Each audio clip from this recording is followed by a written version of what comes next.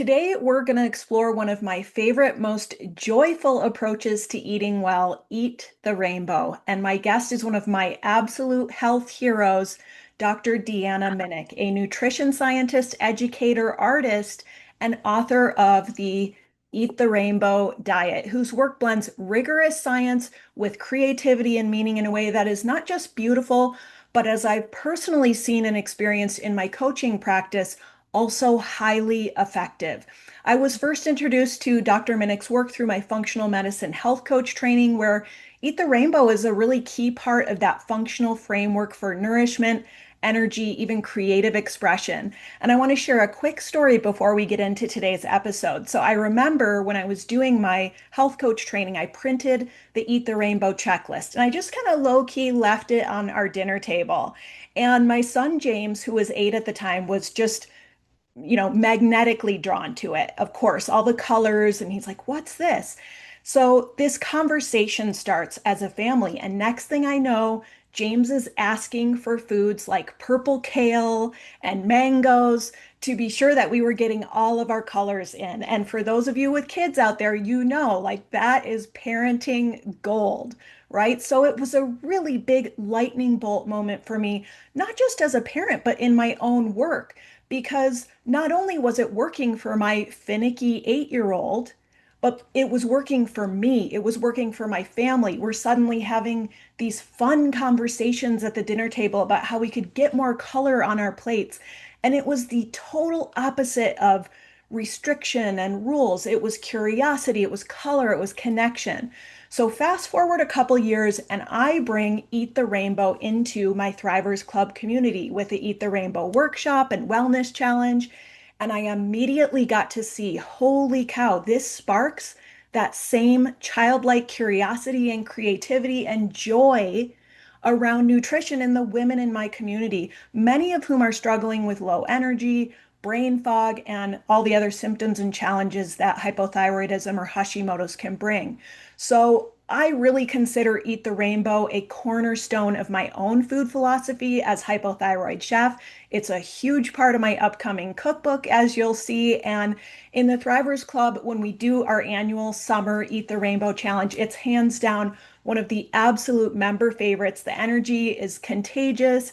It's such a high vibe. The results are for real, like very effective results for people. And what I see is people really feel the difference so quickly of getting more color, more plants, more phytonutrients, more micronutrients into their lives. And that just, it equals more vitality. So if you're new to this, I want to assure you that Eat the Rainbow is about so much more than just a pretty plate.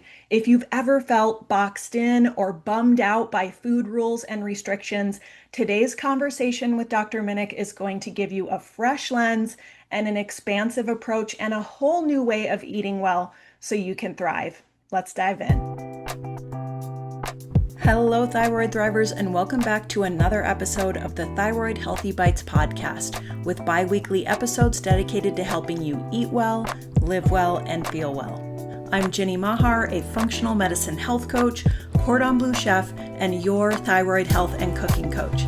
So if you're ready to get inspired, informed, and empowered with thyroid-friendly food and lifestyle topics, expert interviews, and tales from the healing journey, you're in the right place, friend. Let's dig in. All right, Dr. Minich, thank you so much for being here. Welcome to the show. Well, thank you for having me. And what an inspirational backstory with James, your 8-year-old son, and also your community. This is so inspiring. And it's truly what I was hoping with the Rainbow Diet as it is, right? To kind of get out there, inspire people, gamify eating, make it full of art, soul, and play, and not something so heady and analytical, because I think we get enough of that in our day to day. We do. And yeah, it's so cool to see how, you put this thing out into the world and then people like me as a health coach can take it, run with it, apply it, and it really it's incredibly powerful. My community has so latched on to this because they feel it. They feel it in their bodies. That's there's no stronger, more driving force in like helping us make healthy choices than that, getting those internal results. So I know I've been super excited to meet you and have this conversation. So I'm Oh, not, I'm going to try not to fangirl too much, but yeah, oh. your work has been hugely influential, not just on my work, but it's expanded my own relationship with food and thinking about food. So it's very exciting for me too. And I'm just really excited to meet you, connect with you, and introduce you to my audience. Well, it's an honor and a pleasure to have the conversation. I'm excited for it. I feel like your experience with it informs you differently. And so I'm curious to see where you want to go with this. So Yeah. I'm open to just exploring whatever comes up as it relates to phytonutrients and how we can talk about thyroid health and functional medicine overall. So thanks again for having me. Yeah, nice. This will be a juicy and colorful conversation. We have lots to talk about. As I mentioned, most of my Thrivers Club members are already familiar with your work and they're excited to meet you too, because I talk about you all the time in my community. But for those of you who are new, maybe to the podcast or to Eat the Rainbow, I'd love to share a little bit more about you with the audience before we dig in. Dr. Deanna Minich, PhD, is a nutrition scientist, international lecturer, educator, and author with over 20 years of experience in academia and the food and dietary supplement industries. She's currently the Chief Science Officer at Symphony Natural Health. She's been active as a functional medicine clinician in clinical trials and in her own practice at Food and Spirit. She's the author of 7 books on wellness topics, 4 book chapters, and over 50 scientific publications. That's amazing.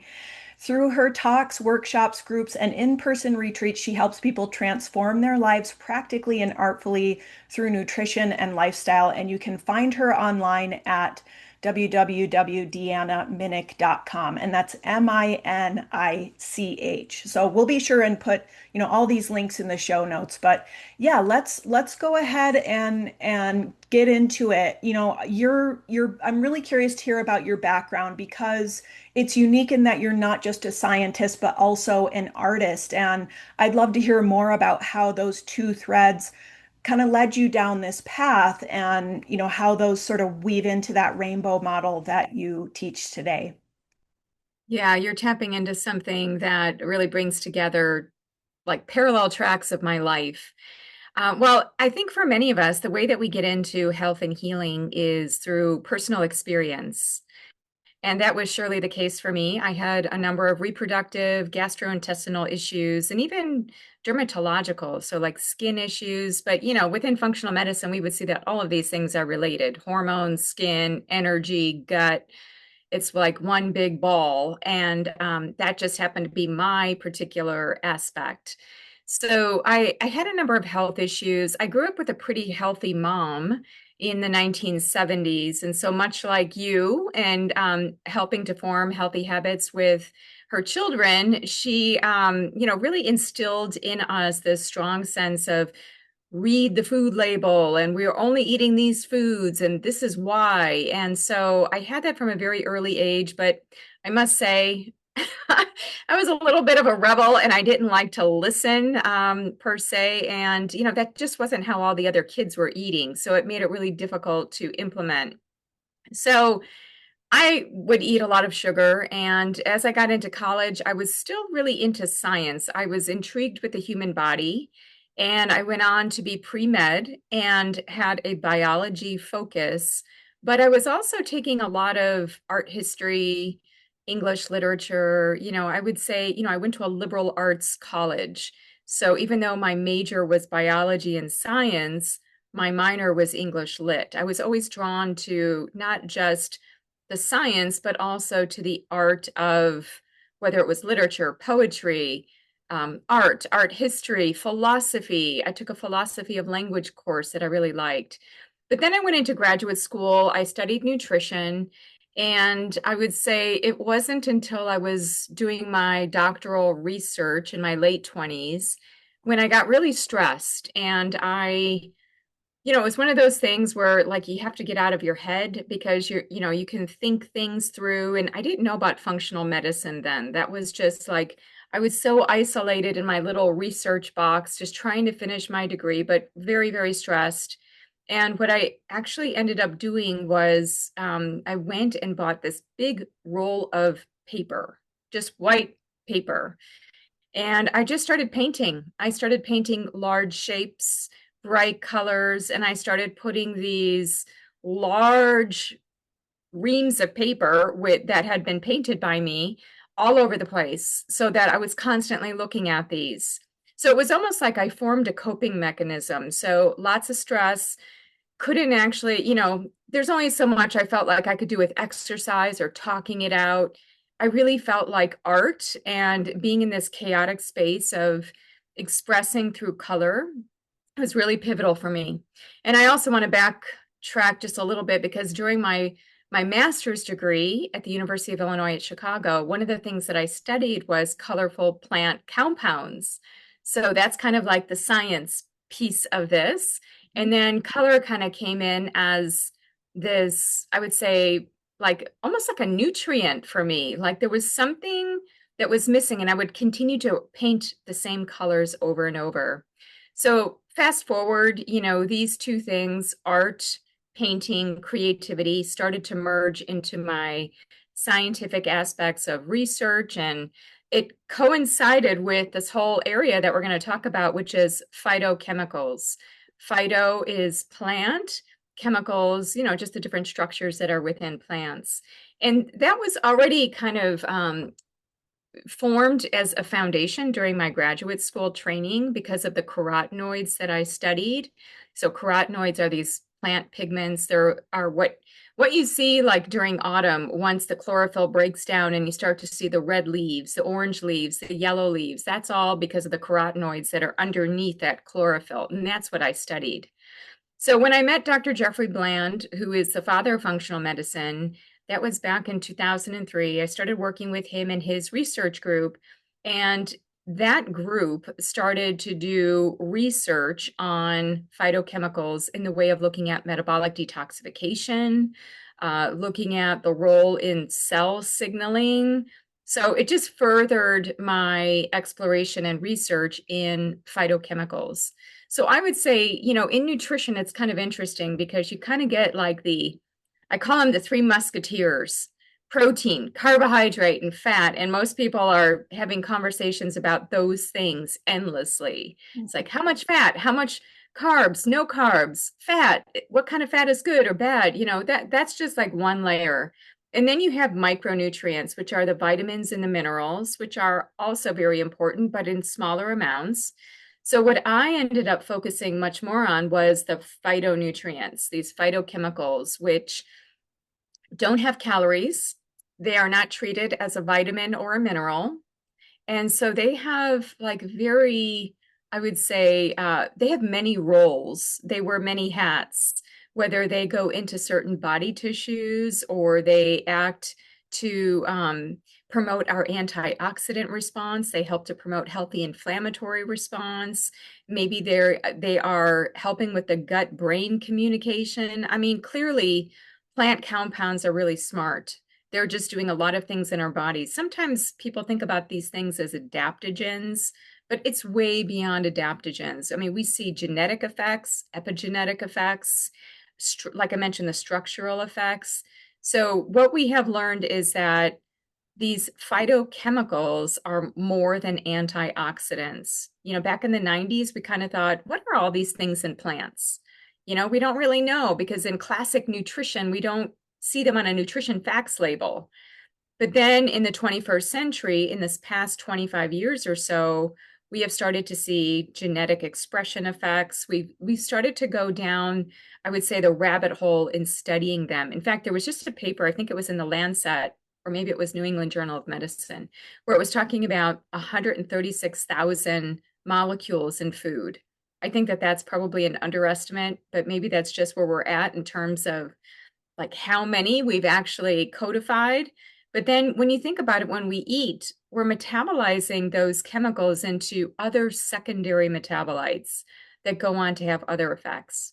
So that's a long answer to your first question, but essentially that's kind of how I started to braid together science an art. It was a personal journey as well as a professional one. Yeah. Oh my gosh, that's so beautiful. What really stood out to me in your story is that idea of color as a nutrient, and not just through food, but through the Yeah, actual colors themselves. Yeah. it's And you yeah. touched on so many good points about, the phytonutrients as well. I feel like maybe last time I looked, it was around 50 some thousand phytonutrients. It's Is that so still hard to say, hard to say? right? Maybe something on the order of 50,000. There have been different estimates, and quite honestly, I would just say we don't know. It's a moving target because there can be so many factors that change phytonutrients. You think about the environment, the amount of sun, the amount of rain. We might get different metabolites depending on if that plant has been exposed to pests or, things like insects. So it's just maybe 50,000. It's hard to say because I don't think that we have the technology or even the understanding to really bring in the breadth of plant science. But I think we will one day. I think things are ramping up because of technology. But let's just say there's a lot. So every food that we're eating, it's like you're not just eating the macronutrients, you're not just having the micronutrients, you're also having these phytonutrients, and you have a lot of other things too, like you have the plant's microorganisms. We haven't even begun to really fully explore just even taking an apple and how an apple has different microorganisms on it. And that can vary seasonally, and it can vary depending on the location on the apple itself, whether it's the stem, the calyx, the skin. Food is complex. Food is like us. It's like a universe. Yeah. Well, I love how Eat the Rainbow takes this thing that it's almost too vast for we can't really hold it all in our human brains. Like, oh, I have to make sure I'm getting all 50 some thousand phytonutrients on a regular basis. But it's like, but we can think about the colors of the spectrum. And one thing I thought I kind of want to just underscore for the audience at the outset of our conversation is just that people here eat the rainbow and they might just think, oh, that's just like a nutrition gimmick, or maybe it's just about like pretty colors. But there really is so much science behind this. And I thought you'd be the perfect person to ask about and who could maybe speak to some of that really standout evidence that you've discovered in all your time researching this topic of, how does this approach of really just thinking about getting more diverse colors in the foods we eat, how does that then equate to better health and vitality? That's great. That's definitely my sweet spot of what I love to talk about, the science of something that sounds so simple, because there really is a lot of science underneath saying eat the rainbow. And it's not something that I would say is even new. There have been other opinion leading organizations that have been talking about this, like five a day, and just different groups that have talked about this in a variety of different ways. But now we have different and deeper understanding of why. So, the way that I talk about the rainbow is in terms of function, which really speaks to your functional medicine connection and your coaching, right? So, I like to look at things in terms of body systems and the functions. So, the way that I started to explore these colors, I started to realize that there was almost like a code. There was a color code within nature that was connected to function. And it's just a general template. It's not something that's set in stone, but as I started to look at the scientific publications, I could say like, oh wow, red colored foods seem to be connected to healthy immune and inflammatory response. Oh wow, orange foods, these carotenoids, beta carotene, they seem to be connected to the endocrine system and hormones and even adipose tissue. And then yellow, and actually, even within some of the colors, there is its own mini spectrum. So, yellow, tan, brown, digestive health, fiber, catalysts, acids, prebiotic fibers, green. Green is the code of the vascular system. So the heart, the cardiovascular system. So we think of green foods being full of things like magnesium and folate. And folate, technically, we think of that as vitamin mineral. But there's chlorophyll, that we have other things in there interacting with some of these really important cardiovascular agents. Nitrates would be another one, where when we take these leafy greens in, we can convert them through a number of different enzymes into nitric oxide. And so then we get this expansion. Well, today, as I mentioned to you, I'm wearing this blue-green color because I associate the thyroid with blue-green. And there aren't a lot of blue-green foods. So the way that I talk about those in the rainbow diet is to talk about green plants that grow in the blue sea.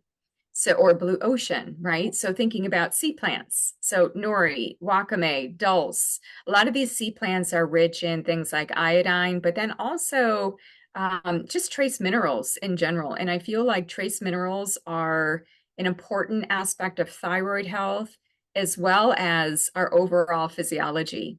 So I like to have fun with the blue green. There aren't, we could talk even spirulina and some of the aspects, but in general, what we're looking at there is things that grow in water could be important, or even to look at the format of the food. So when I talk about the throat and thyroid, even in this whole area, I'm talking about mindful eating, slow eating, making sure that the pace, the how of eating is also accounted for. So that's why the rainbow diet is a little bit more than just the colors. Sometimes it's the what, the why, the when, and the how. Blue Mhm. purple correlates to the brain, and white, I have a connection to. Well, in the book, I talk about fasting, clearing, detoxification. It's kind of like getting back to your clean slate, going back and pushing that reset button within. Yeah. Oh my gosh, I love that. And thank you for, coming with your thyroid color today. That's so fun and really interesting to think about how some of those foods might weave in. But yeah, I think, to me, I just see you've taken this so far beyond just that 2D rainbow. This is like a more of a 5D philosophy where it isn't just about the colors of the food. Then we're integrating, ideas about the chakras, about our female hormonal cycles and shifts and seasons, and really going, fully kaleidoscopic with that spectrum. Um, I'd love to maybe just ask you one more question about, your kind of trajectory with your work and how that has blossomed and continues to kind of expand and unfold for you that way into going so far beyond just the science and food and nutrition and color, but into that spiritual realm as well.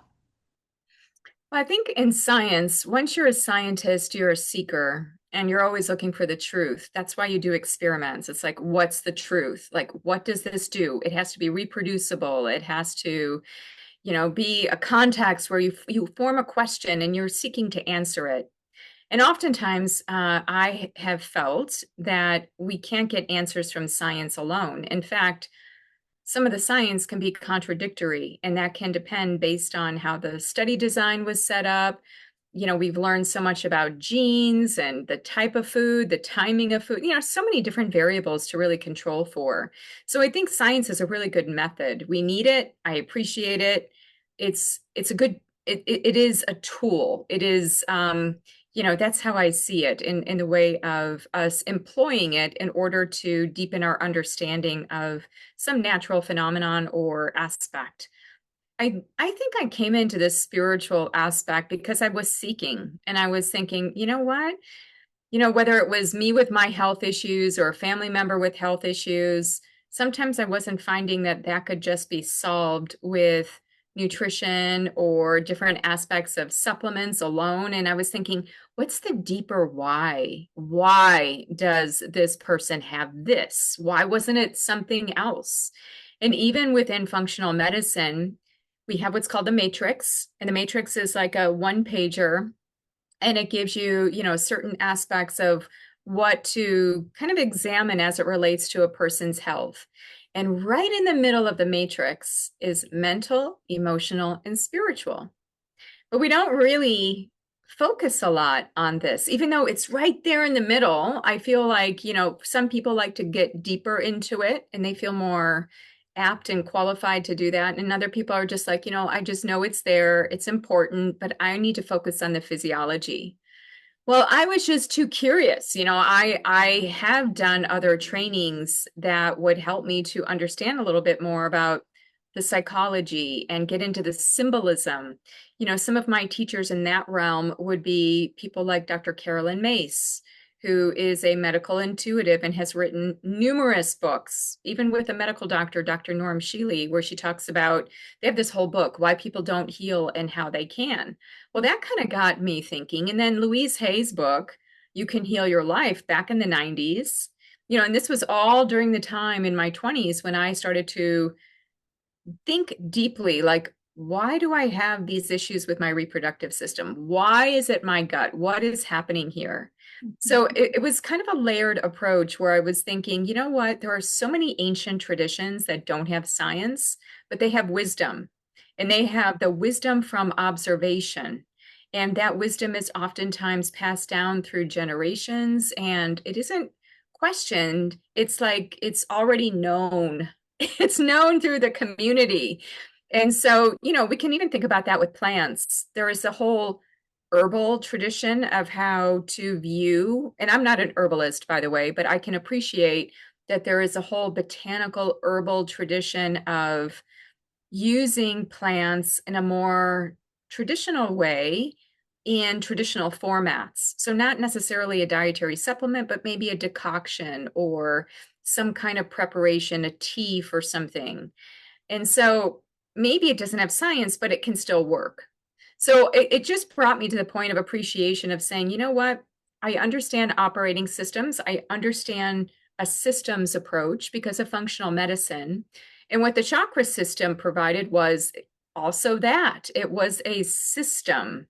And it was a system through my functional medicine eyes that I could see was connected to the endocrine system.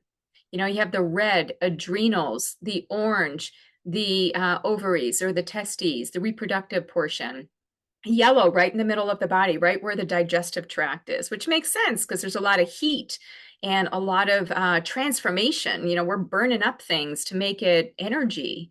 Then we have green, which is, the heart chakra, blue green, the throat chakra, and blue, purple, and white. And it was like, oh, wait a minute, this is like pineal gland, pituitary, thyroid, and the heart is even seen as an endocrine gland if you look at the science. So I'm thinking to myself as I would get into this esoteric literature, and by the way, I also did study in yoga, and yoga also, if you look at it beyond just the asanas, the poses, and kind of go into like the philosophy, you start to see like, wow, they're all kind of referencing this system.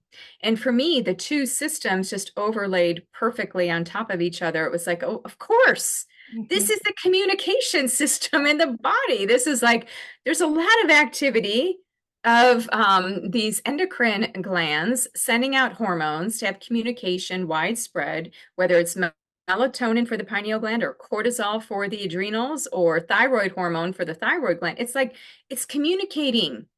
So that was kind of how I got to that point of merging systems into one. It's like I kind of see it like a holograph, like or a hologram of, you know, of course, the physical functional medicine aspects of like what we can see, feel, and know that we can verify through science. But then there is like, wow, the symbolism of the thyroid gland, this metabolism we're integrating, like this little butterfly shaped gland is so powerful and yet it's also very vulnerable, Mhm. right? And look where it is, like in a very vulnerable place of the body. It's not like deep in the thoracic cavity or the like the lower body. It's like right here. Mhm. So anyway, it just caused me to start thinking symbolically instead of just only scientifically Mhm. about disease and wellness. Yeah. And I think that layered approach is just so needed today for us in how we relate to our health as individuals, as societies, as a planet. I see that layered approach so much in I've been reading the Rainbow Diet, and you go through all the different colors, and it isn't just talking about, oh, well, this food color tends to have these phytonutrients which do these for your health. It's all these different factors and questions and ways of looking at the body through, how it can affect us energetically, how it can affect us in creating, discomfort and disease in the body, or the opposite. And it's so interesting to think about that ancient chakra system, that's been around for so long, and how I just feel like you really, there's those lightning bolt moments where we hit something and it's like there's so much here to explore and think about. I know in my community, we talk a lot about not just eat the rainbow, but we integrate the chakra conversation into that. And so much of what we're doing and everything we talk about there is about communication and how we can listen to and feel and tune into, like, what is going on in my body. It's not just about, am I bloated? Is my heart rate elevated? Am I retaining water? It's about, am I speaking my truth? Yeah. Is it about, am I, creatively stimulated? How is my self-confidence, coming from my diaphragm? How does that part of me feel in response to these different inputs, and really developing that line of communication with ourselves? And so, yeah, I just love how you put that in a way that I think makes it really easy to kind of sink our teeth into looking at this really big, complex, multifaceted thing and going, oh, this is how this all comes together in such a beautiful, holistic way. But I am curious, you kind of touched on the thyroid piece. I am curious about maybe your thoughts on like things like inflammation and fatigue and some of those things that often come along for those of us who are dealing with hypothyroidism, Hashimoto's, autoimmunity.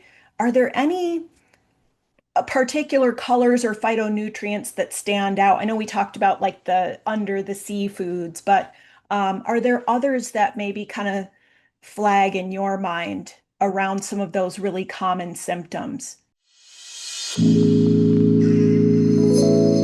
Hey, Thyroid Thrivers, Jenny here. I just want to pop in with a quick message that if you're listening to today's show and thinking, I'm ready to learn more about this thyroid healing journey, about what foods to eat, what foods to avoid, one of the best ways to do it is to sign up for my free thyroid-friendly grocery guide. This features over 130 delicious, colorful, nutrient-dense foods we can eat. So this list is gluten-free, dairy-free, soy-free, refined sugar-free, and free of processed foods.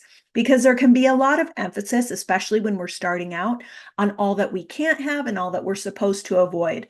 But really, the purpose of thyroid-friendly eating is to incorporate more of the good stuff. So to grab your copy instantly of the Thyroid Friendly Grocery Guide, you can go to hypothyroidchef.com/grocery.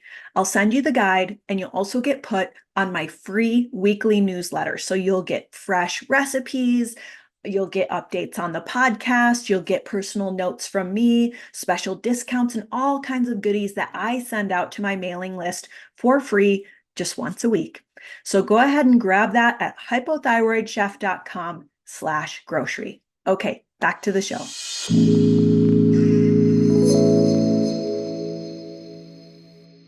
So there is first of all, great question. And I had no idea that your group was so integrative and expansive. And I really feel like that's beautiful. It's nice to be so comprehensive in one's approach, right? Because you're going to have different parts that will speak more clearly to some more than others. And so, you just kind of find your way with that. So that's great to hear. As far as this is how I see it. So when I'm thinking of the thyroid gland, that becomes a pivot point, right? Like we can look at the thyroid gland and then look at its relationship to all the other glands.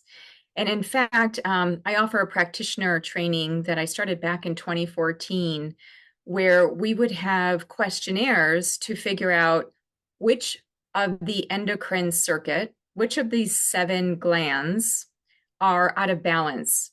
So let's just say that you do have Hashimoto's, but maybe it's not the throat chakra or what I call truth that comes up high. Maybe it's actually the root or the adrenal system.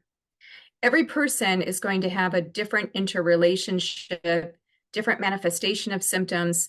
And so, what I like to look at is the unique relationships that each of the glands have. And for one person, it might be ovaries and thyroid that they really need to work through. So, every time they get their period, there is this disruption and things get worse with their thyroid.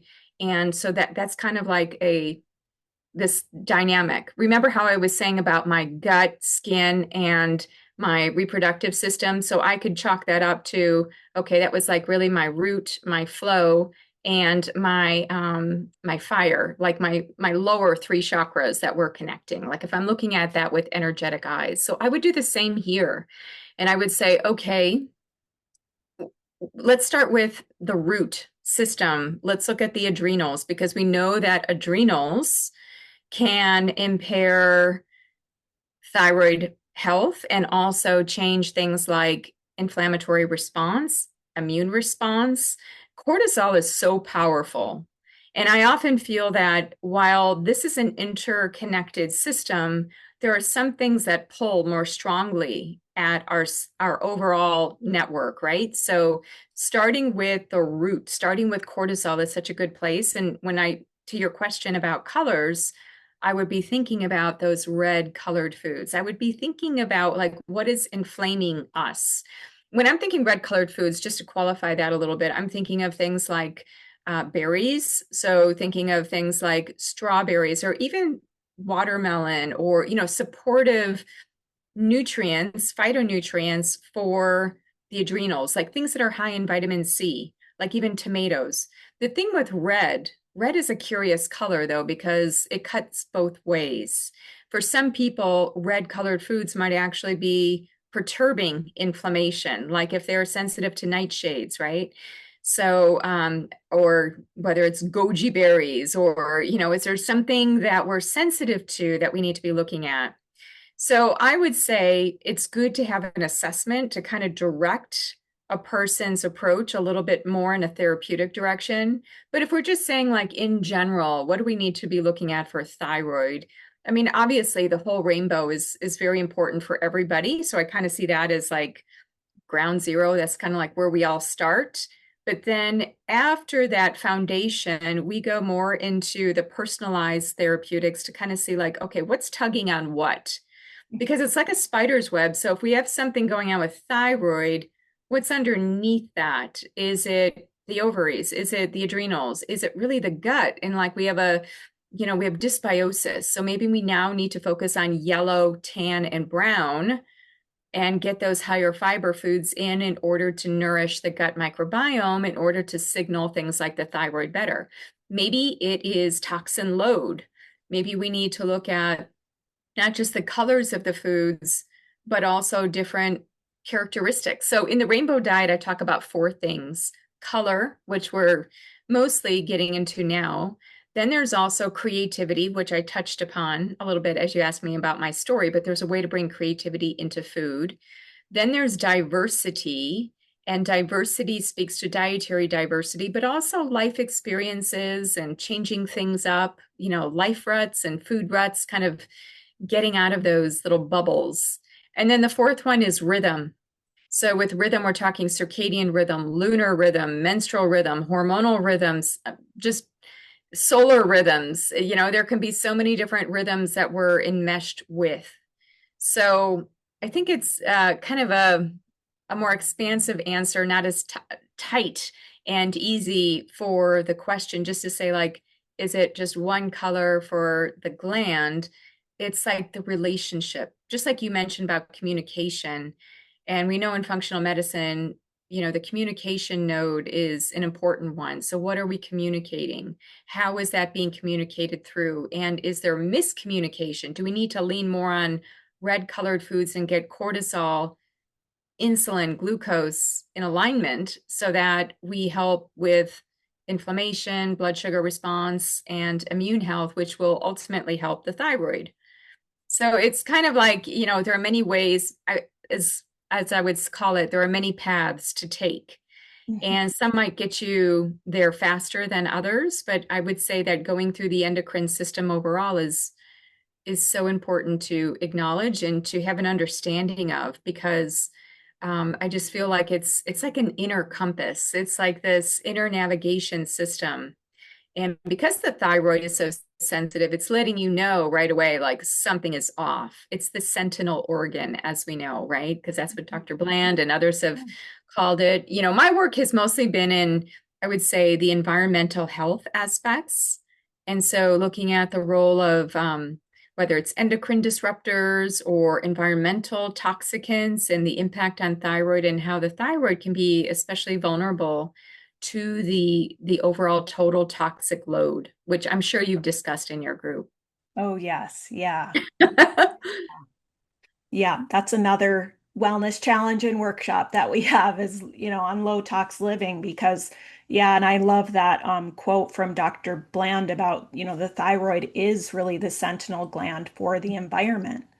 So Yeah. that's one thing I love about my work is it isn't just, it's about so much more than just the thyroid, which I think is the same thing you're saying in your answer. It's not just about the thyroid, it's not just about the autoimmunity, it's this whole system and the intricacies there. And as you said, what's pulling on what? And that doesn't just apply to our bodies, it applies to our immediate environments and our greater environments, including the planet that we live on. So it just becomes more and more expansive the deeper you go into that. But you talked about the different I forget what you called them, but rhythm and creativity and those different aspects. And I'd love to maybe explore that a little bit because I think there's, especially now with so much conflicting information, social media, lots of misinformation, lots of influencers, like everybody's, shouting something different from the rooftops to like get traffic and, get likes and whatever. And then people start coming to food from a place of fear and restriction. Don't eat this, cut that out. And I feel like this model really invites more of that curiosity and creativity. So I'm curious about your take on that mindset shift. Like what do you see happening with people? Because you've worked, as a clinician with people on, applying these things and, really as the creator of this, like I'd love to hear what do you think makes it so unique that way? How does it how does it do that for us? These are probably another Mhm. question without a simple answer, but it is really remarkable to me how shifting our lens really opens doors for people where all of a sudden they're like, I'm having fun nourishing myself for maybe the first time ever. That's Yeah. really, really powerful. Yeah. Yeah. I love how you said that. And it's true because clinically speaking, I would say that most people know what they need to do. It's just that they're not doing it. And there can be so many things that stand in the way of that. It might actually be their physiology, where from a neurochemistry point of view, they just have so much fatigue. They just can't muster up the energy, or, they just feel off, they're inflamed, they're in pain, whatever it is. There could be an actual physiologic basis to kind of moving them along. Yeah. And then, psychologically, it can be hard because many people just want the shiny object. And that's why they're looking for things on social media, because like, what's the latest thing? What's the quick fix? And it doesn't always work like that. Food is something constant, consistent. It's like a relationship with food. And like I mentioned before, it's not just what we're eating, it's how we are eating, it's when we are eating, and it's why. We might have emotional reasons. We might have, emotional eating, which is constantly plaguing us, because it's even been estimated some time ago that over 75% of overeating is due to emotional reasons. But so often we don't acknowledge that in the therapeutic encounter. It's just like, eat these foods. Hmm. And, I'm not going to give you any more info because that's all I can do. Right. So, so I would say, I mean, here was kind of my clinical strategy. I'll just tell you personally what I did because I wrestled with this because I felt like, how come not everybody just does this? And that did kind of lead me into more of this rainbow approach because I was feeling like for the people that like structure and nutrition and they just wanted to be told what to do, they would do really well with me on an elimination diet or whether it was a more paleo-like diet, whatever it was, they could follow it for some time. But then what happened? They would just kind of fall off. They couldn't sustain it. Yeah.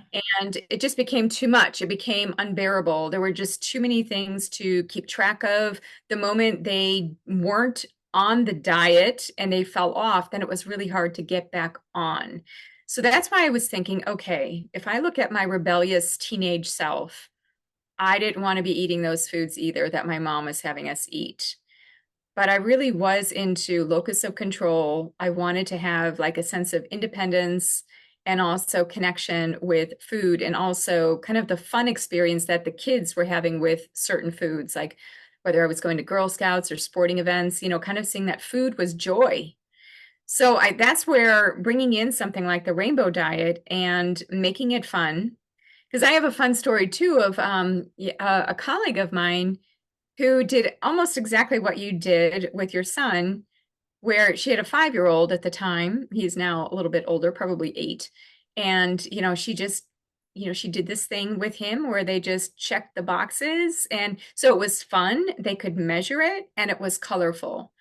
And Hmm. I kind of felt like, with nutrition, there have been so many changing tunes over the years. Like people get confused and then they're like, well, why should I really do this when I don't know if this is really the right thing? But with the rainbow approach, it is much more, I would say, validated by science. Like if you look at the science and say, okay, what can you not easily refute? It's eating fruits and vegetables and plant foods. I'm not talking about the processed plant foods. I'm talking about the whole varieties. So, looking at the actual food in its original format or some slight derivation thereof. But I found that when I was talking about the colors of food and had a little bit more fun with it, that people could stay with it. Then they didn't feel so bad if they stopped eating from a certain food plan that I gave them. So I actually leveraged my inner teenager to figure out that we need to make food fun, artful. It needs to be relatable. It needs to be something that you can feel and translates into our everyday in some way. And quite honestly, most people, when you ask them about why do you want to be healthy, you need to understand the motivator. And I would do this 5 why thing with clients where I would say, so why do you want to be healthy? And then they would say, I'll give you an exact answer here with a certain client that I had. He was, at the time, he was in his mid 40s and he was a musician and he was struggling with diabetes. In fact, he was, just heading in that direction of having type 2 diabetes. He was eating lots of processed carbohydrate. He had erratic times that he would eat because he was a musician and he loved his music. He would be playing at like for long hours, late night on the weekend. And so then his sleep would get irregular and he would have alcohol and different foods. So when I first met with him, I'm thinking, oh wow, this can be a challenge because he doesn't have like a set schedule where I can like weave in a routine. So one of the first questions I asked him was, what means the most to you right now? What is like super important? And he said, my music, that his music was so important. And I said, okay, on a scale of 1 to 10, with 10 being the most important thing in your life and 1 being not important at all, what is music? And he said 10. I said, okay, great. I said, what is health to you? Like your health. And immediately I was expecting him to say 10. He said 7. He said 7. And then I was thinking, okay, so all of my conversations with him about food and health need to be connected to what means the most for him. And you would know this with coaching, it's like motivational interviewing. Why? Why do you want to be healthy? Okay. Why do you want this feeling? Why do you want more energy? Why do you want a better mood? Why do you want to sleep better? Like just opening the door and listening, I feel like also catapulted a lot of change. And then it would be inspired through their locus of control rather than me saying for them to do it. But I just opened the door so that they could start to see, like, oh, if I want to play music and I want to do that well, and if I become diabetic and then, maybe I lose my peripheral senses and, my fingers can't play guitar as well, or I get some numbness and I won't be able to play music. So I better do something about it now. So it's one way to kind of put it. And for other people, it's like, no, I want to be healthy because of my family. I want to be there for my kids. I want to see, my kids graduate and get married and do all of these things. So everybody has different motivators, and those motivators may change throughout life. And even if we think it's one motivator, I would say go deeper into like, why is it music? Why? Like, what is it about the music that is fulfilling for you? And then you're going to get another answer. Okay, well then what is it about that? What is it about that? I looked at Simon Sinek's. So Simon Sinek is a you know who he is. He's written a number of books, and he does a lot of corporate kind of trainings and such. And he talks about the five whys. So I like to think of the five whys or the why. He talks about the why. And I feel like once we can understand the why, getting there is a bit easier. Then we can understand the how. Hmm. That's just been my personal take, is to understand. And I'll just toss this into the mix. One of my teachers, Barb Schultz, she said, Deanna, always ask the client what food they're not willing to give up, because that's most likely the food that's keeping them in dysfunction. So that was also a really great clinical pearl, because, I would especially want to ask that question as we were going into an elimination diet, because some people have a lot of fear about that. Like, oh my gosh, there's no way I could give up chocolate. It's like, oh, chocolate, chocolate is the food. And then when you start to go into chocolate from a physical and also a psychological perspective, you can start to see that there's something deeper to, let's just say it's the chocolate, Hmm. right? There's a way to kind of unearth and get into that space a little bit more. Because, we have so many imprints on food. We have family imprints, we have ancestral imprints, like foods that are carried down the line. We have just time of year aspects that we associate with foods. So it's food is a very layered, complex dynamic that we're constantly interfacing with on a day-to-day basis. Hmm. Yeah, so many golden nuggets there, I think, for the listeners too, who are on a health journey and they're on that quest to figure out like what is my why and also what is my how. So we kind of need both. And I couldn't agree more with a lot of what I do on coaching calls is talking about that why and really um, painting your highest vision of health in vibrant color, in detail, so that you've got that in your mind. You know exactly what you're sort of hoping for, working towards, and then let's come up with the tools. And I just, circling back to Eat the Rainbow, I think one reason it works so well for people who have identified that why and now they're ready for the how is there's so much focus on those nutrition labels, as you kind of touched on, the macros, right? The rules. And then Eat the Rainbow just suddenly like lifts that, and suddenly we're kids again with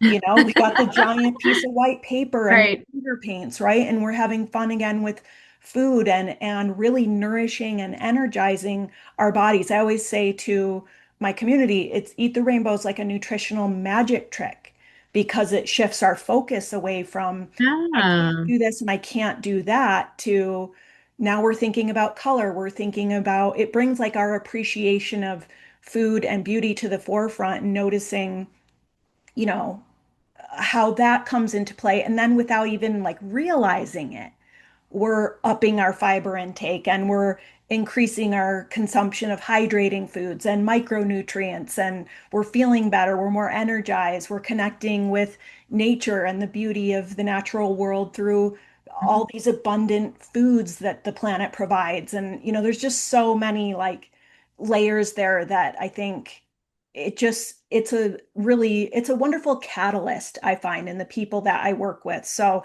I just want, to thank you. And also I want the listeners to hear like, if you've been struggling, like this is a wonderful, like I always say, let's come at this from a different angle. If what you're doing isn't working, sometimes you just got to come at it like from the side or, just Yes. It's something. like a blind spot. We all have health blind spots, like things that we could be doing, but we just can't see into it. And Yeah. that's why having a coach is so important because it's like, oh, did you think of this? Yeah.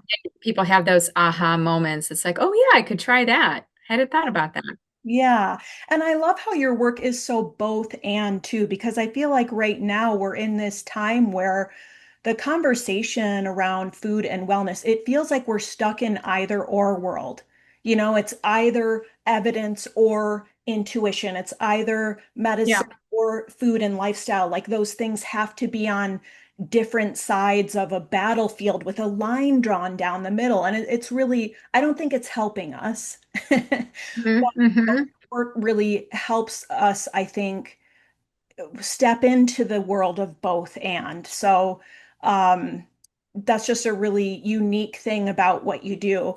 I guess as we kind of start to like wrap things up, um, I'd love it if we could maybe close with like just some simple practical tips that can help the listeners maybe get started. Like if someone, as you said, is feeling low energy, maybe they're overwhelmed, brain fog, their digestion is sluggish, they're just feeling Yeah.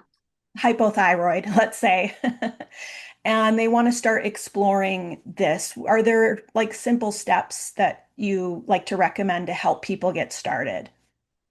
Well, first I would focus on color, like just not even just the colors of food. You don't have to measure serving sizes or anything, but just trying to take pictures of your food and then look at it like art and say, ah, I have a lot of green in this, or I need more blue purple foods. I'm not getting enough blue purple. So just taking pictures of food, looking at it and assessing yourself, like how are you doing? Like do that through the day, just like different things that you're eating. And then at the end of the day, just A kind of see like, visual food journal. yes, and it is so valuable to do that. Like it's so much better than I think a food log because people could write down salad, but then unless you see the salad, you don't really know Right. the the vibrancy of that salad, right? Oh, So I I love do think that. yeah, just simple pictures of food would be one place to start. The second thing would be try a new food every week. Mhm. So that might be something brand new. It could also be something that you just haven't tried in a long time. So one of the things, like for example, star fruit. Like when was the last time you had a star fruit? And that may not be in season right now, but I'm just trying to think of, or even like celeriac or leek or, a rutabaga, things that we maybe don't commonly do, but maybe it's a seasonal food and you're kind of curious. And then you just do a little bit of a search on it. Like, how could I prepare a rutabaga? What would be like the best, easiest way for me to make this? And Hmm. there are different things you can do. I treat a rutabaga, for example, like a beet. I just cut it up, cube it, and just steam it. And then I can, if I want, mash it up and make it like mashed potatoes. So, like, that's just one example, but like one new food a week. And that's just one. And then the third thing I would say is spices. We can get so much from spices. In fact, I've also put together a rainbow of spices. And if you think about it, you can get the rainbow through spices. So you can, if you think of the reds like paprika or cayenne pepper, you think of like all of these red, beautiful kind of spices. Some of them are blends, which can be even better, or you can make your own blend. Or if you don't feel like you have the energy to do that, just get a blend. Orange, like turmeric, yellow, like ginger, green, so many different green spices. And so when I think of spices, what is that? That is a plant that has been dried and then in some kind of, I would say, a powdered form typically is how most of us are going to do that. with cinnamon, sometimes people like the quill, or sometimes people like to take cardamom pods and then put that into like a tea, like a chai tea. But for most of us who don't have a lot of energy, we're going to do powders. And so they're all ready for us. All we have to do is shake them in our food, and Mm. they amp up the nutrient density, especially the phytonutrient density. So I would say those are the three things. Take pictures of your food, look at the colors, assess, are you getting the rainbow? Number two, definitely try that one food per week. And then number three, bring in spices, because not only will the spices add to the phytonutrient density, but they'll also make your food taste better. So that's kind of a bonus there. Yeah, these are such fun ideas. I love that. Yeah, I just have been experimenting with cinnamon in my smoothies. One of my Thrivers Yes. Club members, we shared like smoothie ideas and things during the Eat the Rainbow challenge. Like what are different things we can do, ways to get more colors and things in. And she was adding cinnamon to her smoothies, and it's actually so delicious. You could even sprinkle some into your morning coffee or something like Yes. that. Yeah, so fun. Okay, one last quick question, and this is this is kind of a personal one because, my 8-year-old son isn't 8 anymore now. He's 14.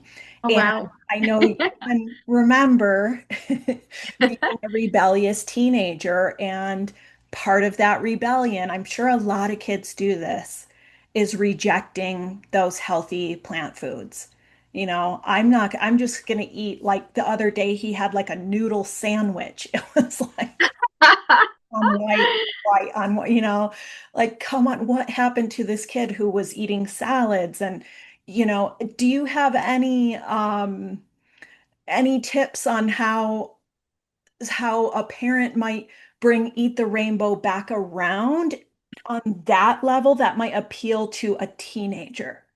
Because I That's a think great if question. you appeal to a teenager with it, you can appeal to anyone, right? Yeah, yeah, that's true.